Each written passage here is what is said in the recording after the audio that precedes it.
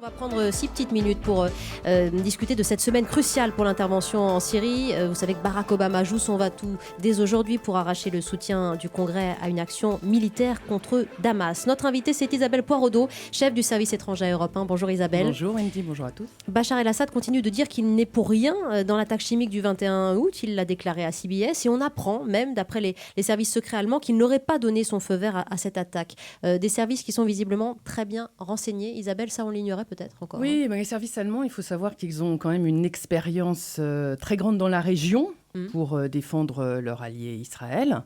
Et puis une grande histoire des services de renseignement allemands.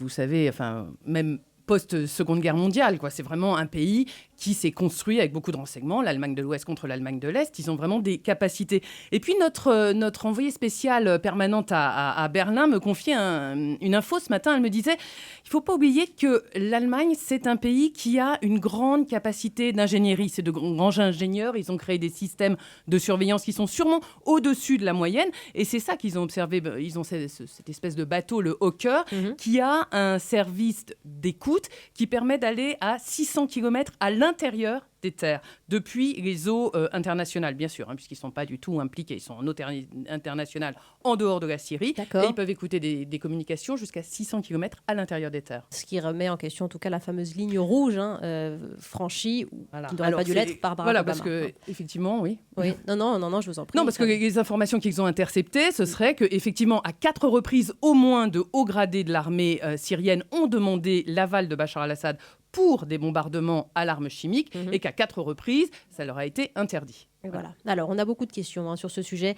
Questions ici dans le studio d'Europe 1. Qui veut interroger Isabelle Poiraudot? Oui, monsieur. Bonjour. Bonjour, je m'appelle Alain, je suis de Paris. Ce qui est surprenant dans cette affaire, n'est-ce pas, c'est que elle est horriblement compliquée. Monsieur Hollande, notre président, s'est engagé très fortement pour châtier, punir Assad, et puis on a l'impression que il a fait un pas de trop, et que maintenant, donc, il essaye de retirer cette chaussure un peu embourbée, et on sort tous les jours une nouvelle pour dire que Assad, finalement, il est moins impliqué qu'il le serait, que donc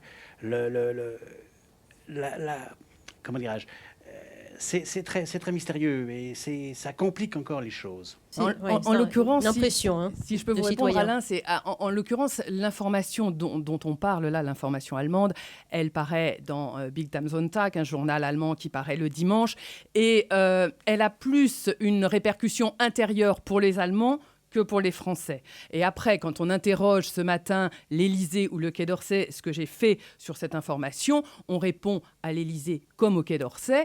Ça ne change rien à notre détermination. Nous l'avons dit, nous avons la preuve qu'il y a eu ce bombardement chimique et que Bachar el-Assad y est associé. Donc voilà, il n'y a pas vraiment d'incidence. En revanche, dans ce qui se passe vraiment en Allemagne, puisqu'on est en campagne électorale en ce moment en Allemagne, il y a forcément une incidence de politique intérieure en Allemagne. Et pour reprendre l'impression trouble d'Alain sur ce dossier, François Hollande attend quand même l'issue de ce vote aux États-Unis pour pouvoir s'exprimer aussi sur notre marge de manœuvre à nous. Question. Oui, France. Paris. Bonjour. Moi, ce qui m'interpelle... Le micro, s'il vous plaît, France. C'est le problème du temps. Parce que ça fait quand même 2 ans qu'il y a ce problème en Syrie, et tout d'un coup, on décide de partir, la va-t-en guerre. Et d'autre part, moi, je voudrais quand même signaler qu'il y a quand même un acquis extraordinaire au XXe siècle, c'est la création de l'ONU. Et je pense qu'on devrait un peu mieux suivre les institutions internationales et ne pas partir comme ça, bille en tête.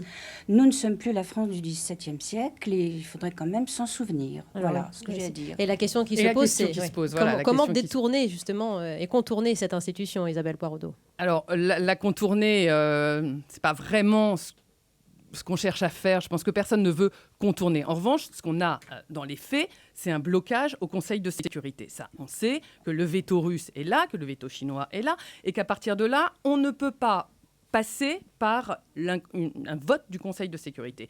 Donc, il s'agit d'agir dans la légalité internationale avec l'approbation peut-être de l'Assemblée générale de l'ONU, parce qu'il y a aussi d'autres façons de faire qui sont en référence à d'autres textes sans passer par le Conseil de sécurité, pour pouvoir avoir quand même un vote qui soit quelque chose qui autorise, en tout cas qui donne un cadre légal. Et je peux vous dire que les avocats, que ce soit du côté des Américains, du côté des Français, etc., travaillent sur la construction de ce cadre légal.